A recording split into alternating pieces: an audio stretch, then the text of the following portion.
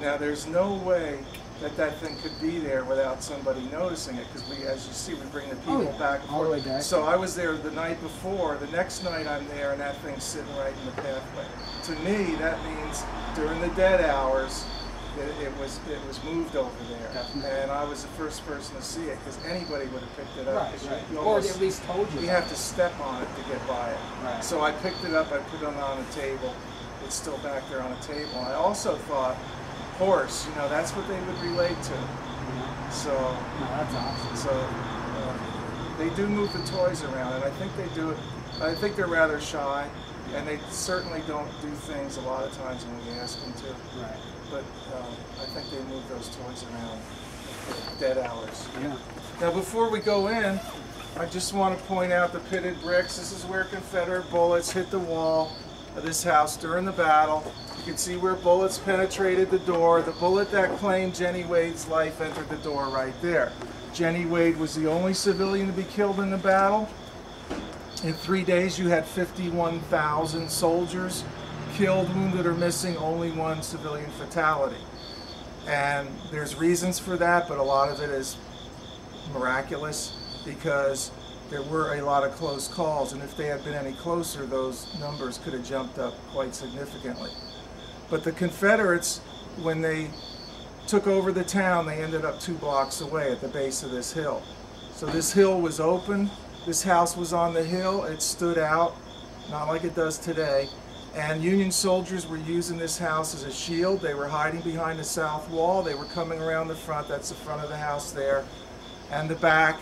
And they were sniping down the hill at the Confederates. So bullets were hitting this house, and one of them killed Jenny. It was on the last day of the battle, which is the 3rd day. We're going to go inside.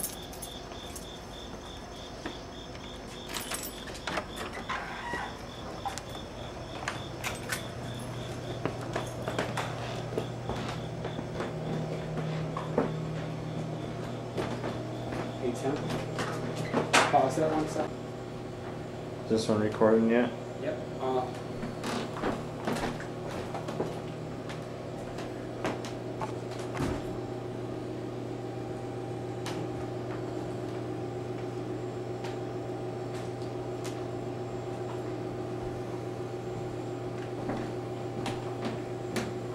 So here we are at the Jenny Wade house.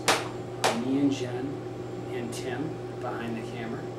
And we have 2 angles. Tim is running handheld, and we have a tripod on me and Jen. We're going to do some EVP work, some K2 work, see if we can make contact. Tim, sorry. Can you see our faces and the equipment? No, I can just see the faces. Do you want to maybe shoot from this room here so you can get everything? Because I don't know if you're going to get it there. I can get it here.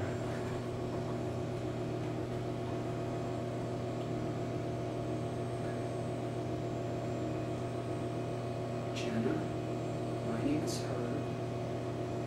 Do you have a message for us?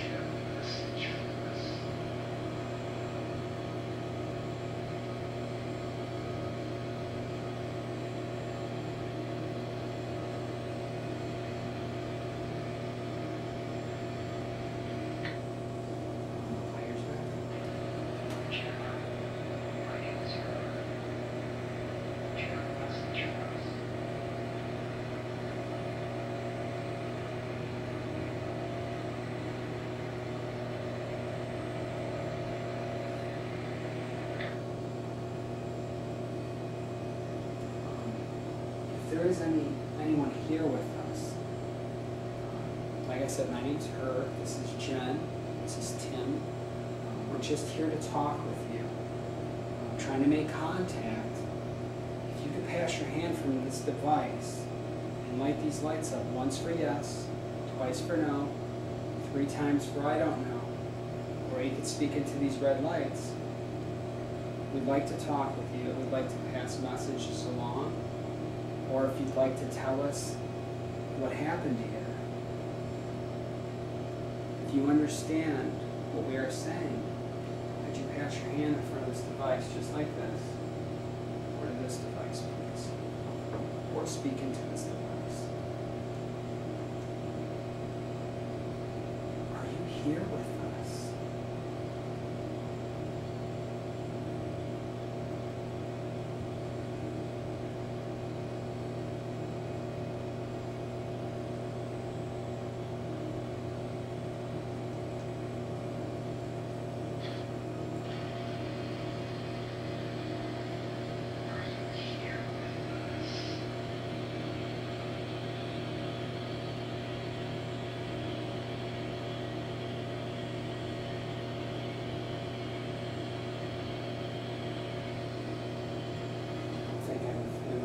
Stick with K2 stuff just because of the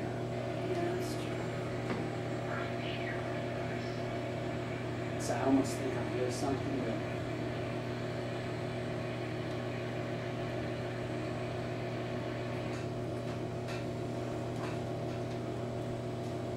I'll just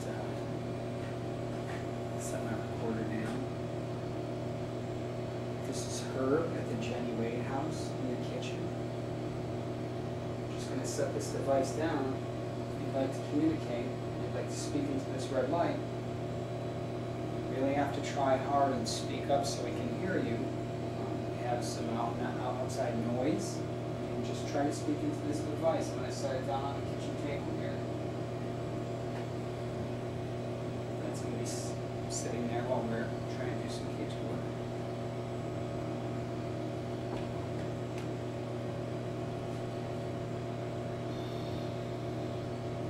For everybody at home, you already know that we like to use the tri-field meter because it does pick up radio waves, and we use this device to help solidify what we're capturing if we get an EVP. There are people out there that will say you're catching low radio waves, voices and such, and also with the K2 meter you can get some interference with radio waves, cell phones and such. So we just like to use it for ourselves to help us know whether or not we're communicating with something supernatural. You know, it's just our preference. I'm going to set this down. Tim, just let me know if you can see it from there. Yep. Okay. And that makes an audible tone as well. So even if you can't see that, if we're getting K2 spikes, you'll be able to hear that peg, and if it pegs, we have to throw it out because it's something natural. It's a radio wave that is causing the interference, it's causing the K2 spikes, and we'll have to throw that out. So, if you're here with us, we really want to make contact with you. We came a very long way. If you can come up to Jen here, just pass your hand in front of this device, please. Anyone that's in this room, besides me, Tim, and that Jen, we're talking to anyone that's here. If you feel lost, scared, if you need help, even if you're angry about something. and this is a very easy way to communicate. All you have to do is come up to these lights. Just walk right up to them. That's all you have to do. Or pass your hand in front of it, or touch it. Just go like this and touch the device.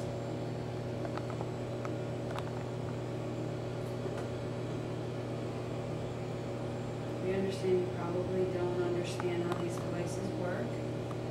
If you touch this device or wave your hand in front of it, this is going to light up. We are not able to see you, and this will show us that you're here speaking with us.